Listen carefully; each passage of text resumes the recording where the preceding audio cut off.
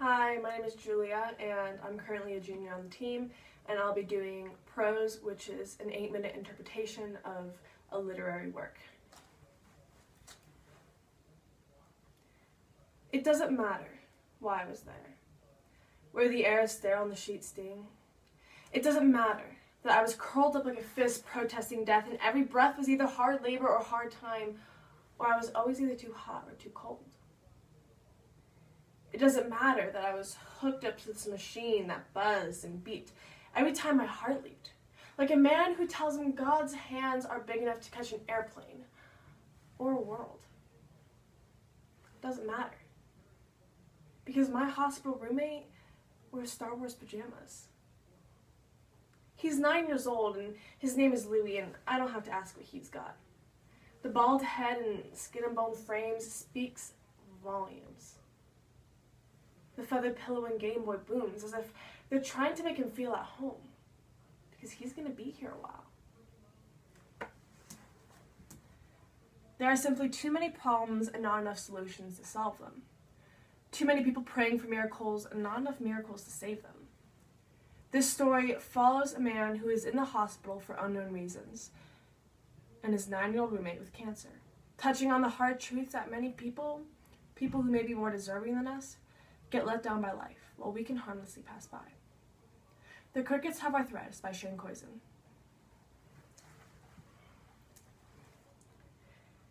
I manage to smile the first time I see him. And it feels like the biggest lie I've ever told, so I hold my breath, because I'm thinking, any minute now, he's going to call me on it. I hold my breath because I'm scared of a 57-pound boy hooked to machines, because he's been watching me. And maybe I've got him all pegged out wrong, like maybe he's bionic or something. So I look away. I look away like I've made eye contact with a gang member who's got a rap sheet the length of a lecture on dumb mistakes politicians have made. I look away like he's going to give me my life back the moment I've got something to trade. I damn near pull out my pack and say, "Cigarette?" But my fear subsides in the moment I realize Louis is all show and tell. He's got everything from a shotgun shell to a crow's foot. And he can put them all in context like, see, this is from a shooting range. See, this is from a weird girl. I watch his hands curl around a tie tack in a cufflink. And I realize every knick-knack is a treasure. Every treasure has a story. And every time I think I can't handle another one, he hits me again, saying, see, this is from my mother. See, this is from that weird girl. See, this is from my father. And they visit him every day. And they stay well past visiting hours, because for them, that term doesn't apply. It took me about 2 days to realize that weird girl was his sister. It took him about 2 hours after she left for him to realize he missed her. And when they leave, Louis and I are left alone. And he says, the worst part about being sick is they give you all the free ice cream you can ask for. The worst part about that is realizing there's nothing more they can do for you. Ice cream doesn't make everything okay. And there's no easy way of asking.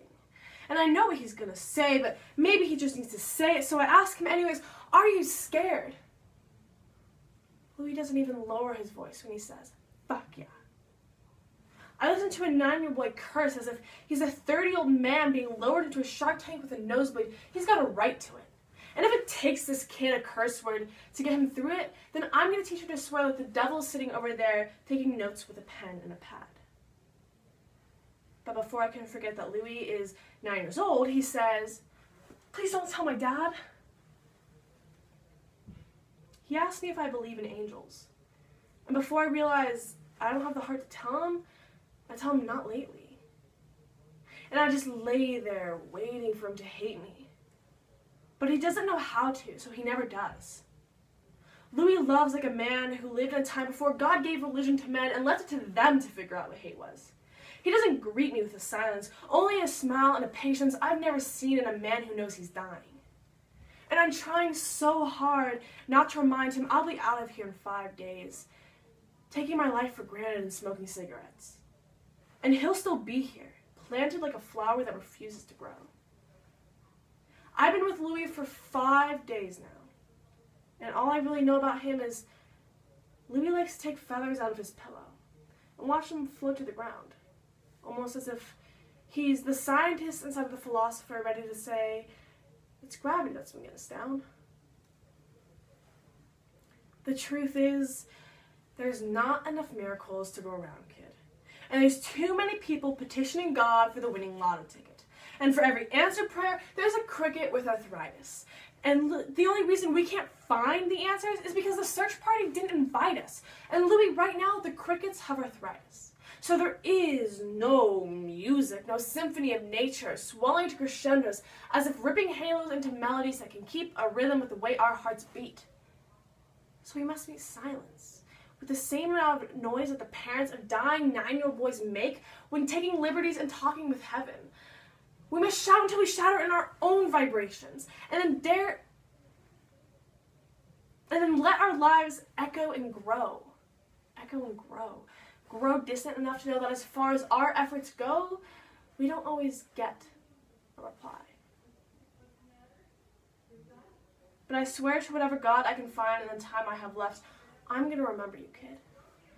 And I'm going to tell your story as often as every story you told me. And every time I tell it, I'm going to say, see, there's bravery in this world. There's 7 billion people curled up like fists protesting death. But every breath we breathe has to be given back. A 9-year-old boy taught me that. So hold your breath. The same way you'd hold a pen when writing thank you notes on your skin to every tree that gave you a breath to hold. And then let it go. Let it go as if you understand something about getting old and having to give back. Because what is your night worth without a story to tell? And why wield a word if you've got nothing to sell? People drop pennies down a wishing well, so that the cost of a thought is equal to that of a desire. But if you've got expectations, expect others have bought your same exact dream for the cost of a hang-in, hold-on, hard work mentality. Like, I brought a knife to this gunfight, but the other night I mugged a mountain. So bring that shit, I've had practice. Louis and I cracked this world open and found the only prize inside is we never lied to ourselves, never told ourselves we'd be easy or undemanding.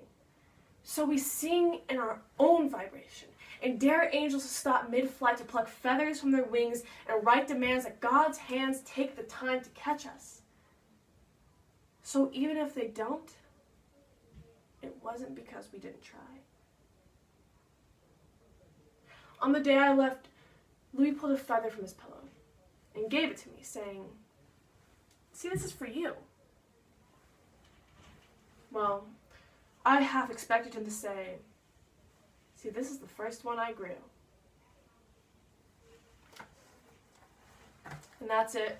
In order to maximize your coaching session, I would personally be prepared because it's unmemorized, so there's no reason why you should ever be unprepared. Really, I mean, you might have a good excuse, but just come prepared, and you'll have a good coaching session. Thank you.